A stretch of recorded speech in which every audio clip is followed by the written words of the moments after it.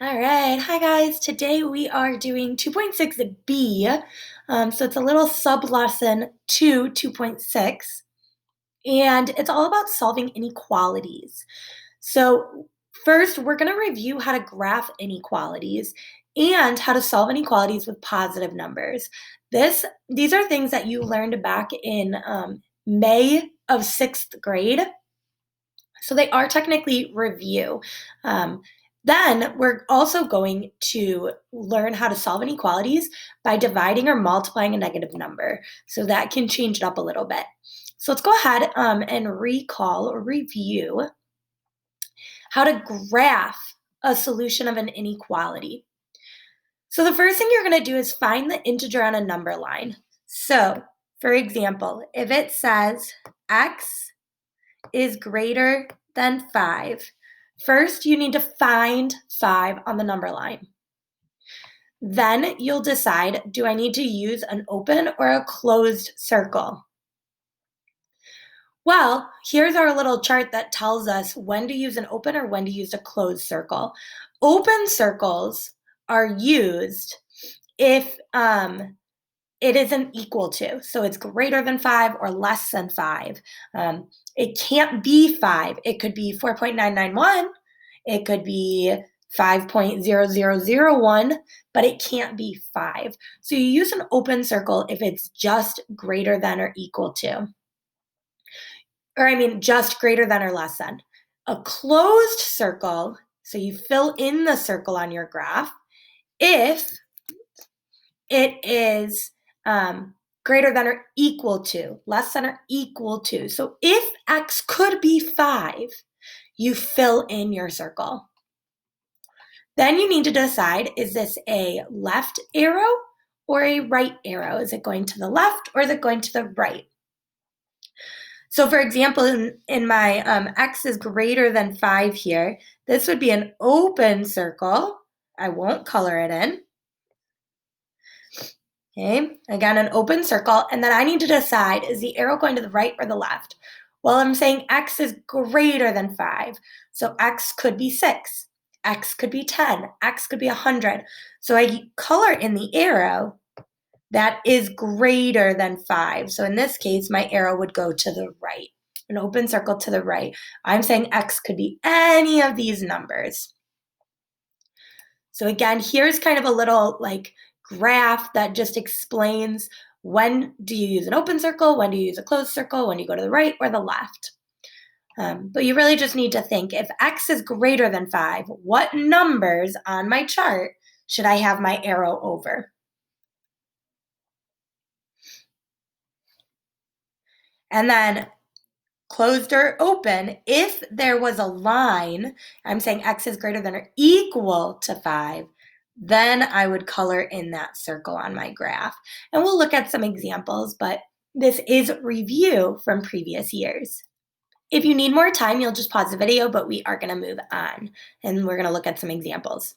So here I have x is greater than 4.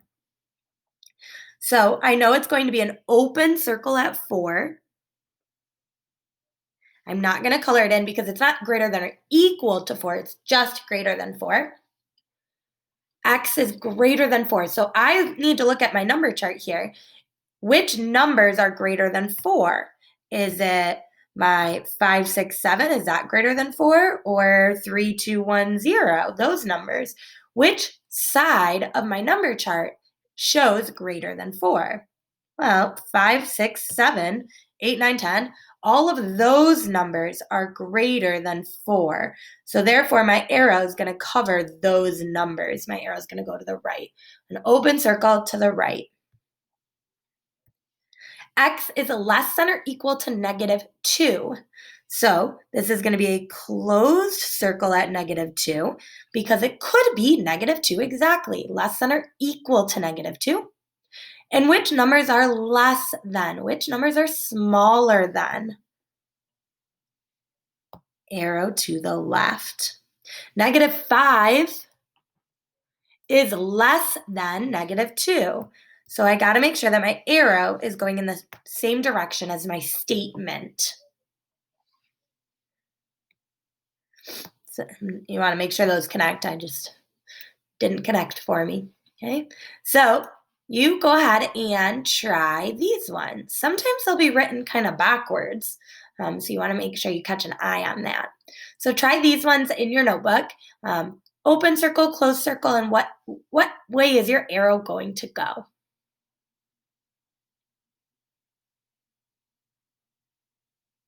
All right, so this first one's a little bit trickier. I am going to have an open circle at -3. But I'm saying that -3 is greater than y. So another way to say this is y must be less than -3. So in this case, it was written backwards. So you can rewrite it by flipping these around. Just make sure you also flip your arrow around, or your inequality symbol. So if -3 is bigger than y, that must mean y is smaller than -3. So I color in my arrows that are smaller than -3. So again, it's an open circle at -3 with an arrow to the left here.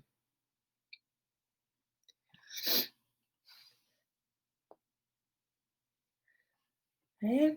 So even though this was written backwards, you could, again, rewrite it so the variable is on the left if you wanted to. Just make sure you flip the inequality around as well. Okay, the second one, m is less than or equal to 6. Okay, so we color in a circle at 6. M is a less than or equal, which means it's smaller than, which means all of these numbers to the left. So our arrow goes to the left for that one as well. All right, let's go ahead. We're also going to recall how to solve equations with inequalities. If you remember correctly, you don't do anything different. Basically, the inequality is the same thing as an equal, so you just carry that inequality down. So here, to get y all alone, I'm going to do the opposite, or the inverse. So right now I'm subtracting 5, which means I want to add 5 to both sides, just like we've been doing this whole chapter. My y's cancel each other out. My 5's cancel each other out. So I'm just left with a y here equals 8 plus 5, which is 13. Oh, and I'm sorry, it doesn't equal. That's a common mistake everybody makes. It's not equal, it's less than, because that's the symbol that we started with. So y is less than 13. And I can graph that here. That would be an open circle with an arrow going to the left on my number line at 13, if I had a number line here, which you will, and you will need to graph these today. Let's go ahead and look at that other one here. Remember, you treat the inequality just like an equal sign. Your goal is to get the variable all alone, just like we've been doing all chapter. So in my question, I can see that I'm timesing by 9. Well, to get b all by itself, I do the opposite. I divide by 9 on both sides. Okay. So my 9's cancel each other out. I'm left with b is greater than 81 divided by 9 is 9. So there's my answer to my inequality. But just like before, I can graph this. It's going to be an open circle at 9. And I'm saying that b is greater than or bigger than. So my arrow goes to the right. Remember, a way to remember, is this less than, is this greater than? The alligator always eats the bigger number. So in this case, I'm saying b is greater than, the alligator is eating the b, so that's a greater than 9. All right, let's go ahead and we're going to take notes here on solving inequalities. So solve using steps to solve 1 and 2-step equations. You do it exactly the same. The only difference here, the only new thing is if dividing or multiplying by a negative number, change the direction of your inequality symbol. So if I'm dividing by a -6 on both sides, my inequality symbol, whatever that may be, switches directions. okay? So you switch directions of it. Then we can check our answer, and then finally, we always graph the inequality at the end, just like I did in green on this slide above. So everything is exactly the same as equations, except if dividing or multiplying by a negative, change the direction of the inequality. And we'll look at some examples like that. Oh, and you have to graph your inequality at the end. If you need more time, you can pause this video, but I'm going to start sliding on and looking at some examples. So here, I need to get P all alone. So in order to do that, I'm going to do the opposite of subtracting 6. I'm going to add 6 to both sides. Add 6, add 6. Sorry, let's try that again. Okay, so my minus 6 and my plus 6 cancel each other out. So I'm just left with P is less than negative 2 plus 6 is a positive 4.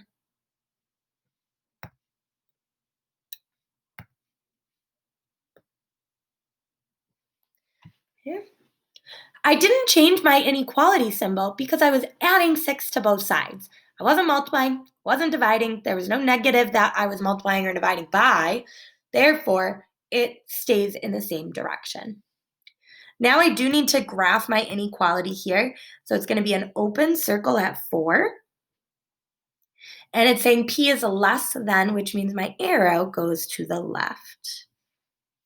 Okay. So pretty much everything's the same as what we did with solving equations. I just graphed my answer at the end here. All right, go ahead and you try this one.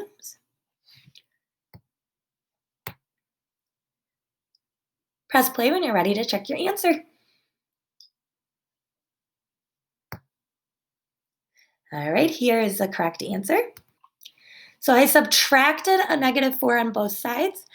Negative 8 minus negative 4 is really negative 4 itself, because I KFC it, or just type it into my calculator.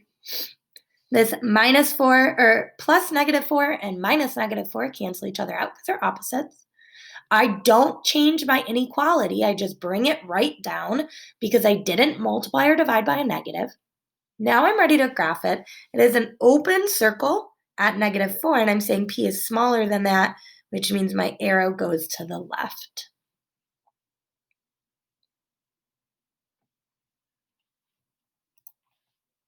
Let's go ahead and look at another example here. Okay. So I'm multiplying by 6. So in order to get rid of multiplying by 6, I do the opposite, and I divide by 6 on both sides. Divide by 6.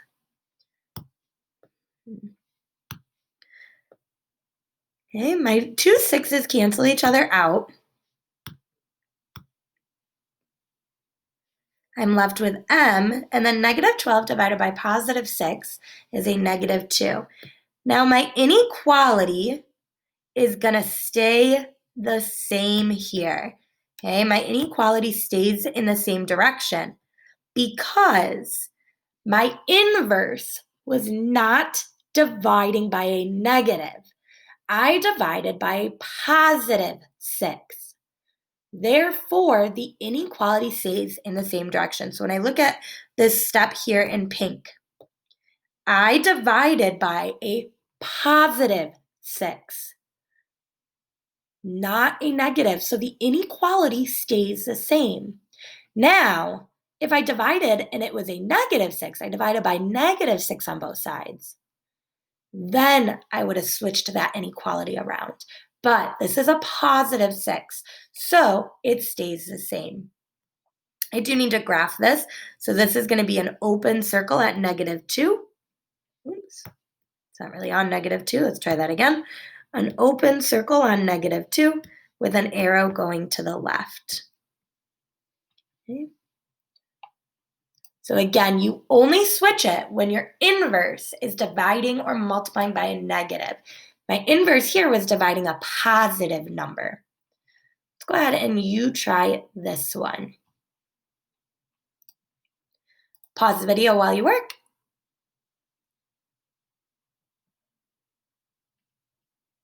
All right, we're going to walk through this one together here.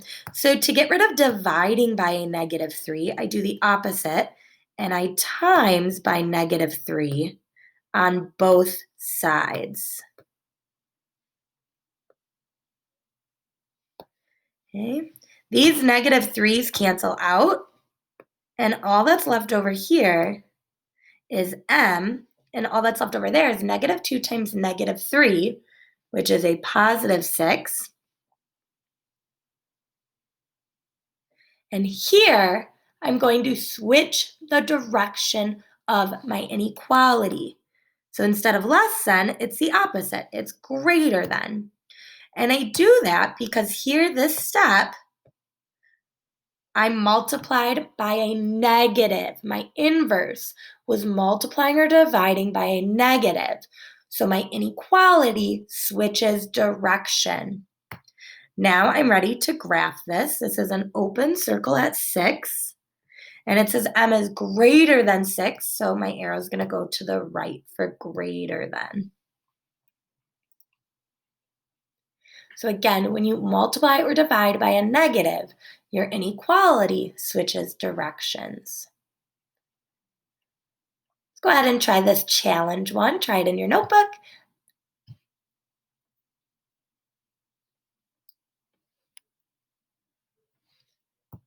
All right, here is the correct answer for that.